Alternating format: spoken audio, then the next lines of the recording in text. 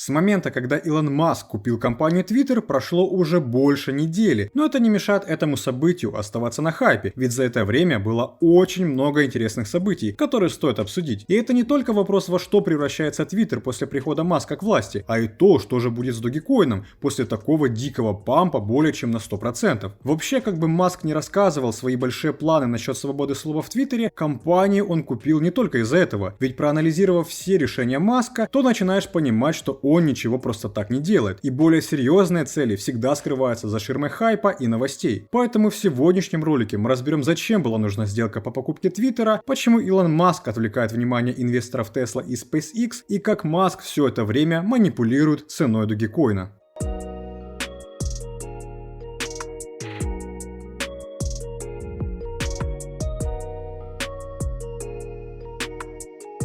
Всем привет, с вами Влад, и вы на канале Coin22. Хочу сказать, что только благодаря вашим лайкам и подпискам мы стараемся выпускать много новых и интересных роликов. Поэтому перед просмотром поддержите видео лайком и подпиской на наш телеграм-канал Coin22, где мы ежедневно публикуем самые свежие новости, подробные финансовые отчеты и актуальные события из мира крипты, на которых вы можете зарабатывать. Ссылку на канал сможете найти в описании. А мы начинаем. Что ж, после нашего прошлого видео про Dogecoin, которое вышло сразу же после сделки Илона Маска, произошло много всего интересного. Поэтому давайте разберем, как там дела у нашего отца Dogecoin и нового владельца Твиттера. Ведь с того момента, как Маск выкупил Твиттер, каждый день начали выходить новости насчет изменений в компании, планов по увольнению сотрудников, коллективного иска против Маска, ну и конечно же новости со стороны Dogecoin. Начать хотелось бы с того, что несмотря на столь положительное отношение людей, первые дни Твиттера во главе с Илоном Маском особых положительных результатов не принесли. Я вам больше скажу, компания уже начинает нести денежные потери. В пятницу Илон Маск заявил, что в Twitter наблюдается значительное падение доходов, поскольку растущее число рекламодателей приостанавливает расходы на платформе. Маск заявил, что у Twitter резко упали доходы из-за того, что было оказано давление на рекламодателей, хотя с модерацией контента ничего не изменилось, и мы сделали все возможное, чтобы урегулировать этот вопрос. Замечания прозвучали, когда бренды, в том числе и GM и Volkswagen Group, приостановили рекламу в социальной сети, а противники Маска призвали рекламодателей Twitter прекратить все расходы по всему миру, сославшись на неопределенность в отношении будущего компании под руководством Илона Маска. Представитель GM заявила: «Мы приостановили рекламу в Твиттере, но как всегда мы продолжим следить за этими новыми направлениями и будем оценивать наши расходы на маркетинг». В отдельном заявлении Volkswagen Group, которая принадлежит Audi, Porsche и Bentley, подтвердила, что рекомендовала своим брендам приостановить свою рекламную деятельность на платформе до дальнейшего уведомления. А издание Wall Street Journal также сообщило, что Pfizer и Mondelez приостанавливают рекламу в Твиттере. Компании присоединяются к General Motors, которая ранее заявила, что приостановит оплату рекламы в Twitter. Toyota, еще один конкурент Tesla, ранее сообщила CNN, что ведет переговоры с ключевыми заинтересованными сторонами и следит за ситуацией в Twitter. После нескольких месяцев неуверенности в отношении приобретения Маска, рекламодатели теперь сталкиваются с вопросом о том, как Маск изменит платформу, которая уже пользуется успехом в цифровом рекламном пространстве, несмотря на ее огромное политическое влияние. Маск пообещал переосмыслить политику модерации контента Twitter и отменить постоянные запреты на неоднозначные личности, включая бывшего президента Дональда Трампа, после чего Джо Байден, видимо, занервничал и выразил свое негативное мнение о Маске и его покупке, назвав платформу инструментом, который распространяет ложь. Это создает проблему для брендов, которые чувствительны к типам контента, с которыми работает их реклама. Маск сказал, что он не фанат рекламы и в настоящее время работает над увеличением дохода от подписки Twitter, чтобы увеличить его прибыль и меньше зависеть от продаж рекламы, на которую приходится 90% общего дохода компании. Маск заявил, что планирует запустить подписку за $8 в месяц, после чего участникам будет доступна та самая синяя галочка верификации, а также несколько других дополнительных функций. Но идея столкнулась с резко негативной реакцией от людей. Помимо денег, компания начинает терять и сотрудников. Twitter в пятницу уволил тысячи сотрудников в подразделениях компании в рамках серьезного раунда сокращения расходов, который потенциально может изменить работу платформы. Многочисленные сотрудники Twitter начали публиковать на платформе сообщения в четверг вечером и в пятницу утром о том, что их учетные записи электронной почты уже были заблокированы перед запланированным уведомлением об увольнении. К утру пятницы сотрудники Twitter из различных отделов написали об увольнении. По сообщениям сотрудников также были уволены члены кураторских групп, которые помогают размещать на платформе достоверную информацию, в том числе и о выборах. В серии твитов в пятницу вечером Йоэль Рот, глава группы безопасности Twitter, подтвердил, что только его отдел попал на 15% сокращение, а общая числительность персонала была сокращена примерно на 50%. Это наибольшее сокращение, которое когда-либо было в компании. Конечно же, когда вам говорят «оставайся дома», а мы если что перезвоним, желание воспользоваться своими правами в суде становится все сильнее. И поэтому очень много сотрудников составили коллективный иск в суд против Илона Маска. В иске утверждается, что Twitter нарушает федеральные и калифорнийские законы, увольняя сотрудников без предварительного уведомления. Адвокат Лиз Риордан, подававший коллективный иск 3 ноября, заявила, что все сотрудники Twitter должны знать о своих правах. Закон об уведомлении работников требует уведомления не менее чем за 60 дней до проведения массовых увольнений. Этот адвокат также известна тем, что именно она подала в суд на компанию Маска Tesla по аналогичным искам в июне 2022 года, когда Маск сократил около 10% своих работников, но в конечном итоге суд выиграла Tesla и дело закрыли. А адвокат сказала, похоже, что Маск повторяет тот же сценарий, что и в случае с Tesla. Честно говоря, Маску не впервые связываться с судом, и ходит он туда как на работу, ведь было много случаев, когда Маска заставляли отвечать за свои поступки перед законом, и эти случаи были связаны как раз таки с его манипуляциями в сторону компании Tesla. Ведь еще в 2018 году Маск все в том же Твиттере написал: «Подумываю сделать Tesla частной, финансирование обеспечено». И после заявления Маска котировки Tesla моментально рванули вверх. Но такие выходки SEC терпеть не будет, поэтому подали на него в суд за то, что компания частной не стала, и это чистой воды слухи для пампа акций, из-за чего Маска лишили места в совете директоров своей же компании. Более детально об этом мы говорили в этом видео. Вообще у Маска всегда было много проблем с Теслой, по большей части связанных с ее прибылью и вопросами от инвесторов. Но Маск всегда отводил внимание от этих проблем. И такая же ситуация происходит и сейчас. Новость о покупке Твиттера вроде бы хорошая и привлекает много внимания, но инвесторы Tesla надеются, что у Маска еще есть время и для них, ведь компании тоже нужна помощь. В среду Tesla сообщала о доходах. Акции компании упали более чем на 35% в этом году, на фоне опасений по поводу того, что Tesla недавно сообщила о более слабых показателях производства и поставок, чем ожидалось в третьем квартале. Отчасти это связано с тем, что Tesla сталкивается с растущей конкуренцией в США со стороны таких компаний, как GM, Ford и Volkswagen. Крупный акционер Tesla последние несколько недель писал в Твиттере, что опасения по поводу Twitter являются головной болью для инвесторов Tesla. С этим связано две причины: продажа Маском акций Tesla для финансирования сделки и полное игнорирование проблем компании. У Tesla также нет главного операционного директора. Это означает, что Маск должен использовать практический подход в Tesla, а также отвлекаться и на другие компании, такие как SpaceX,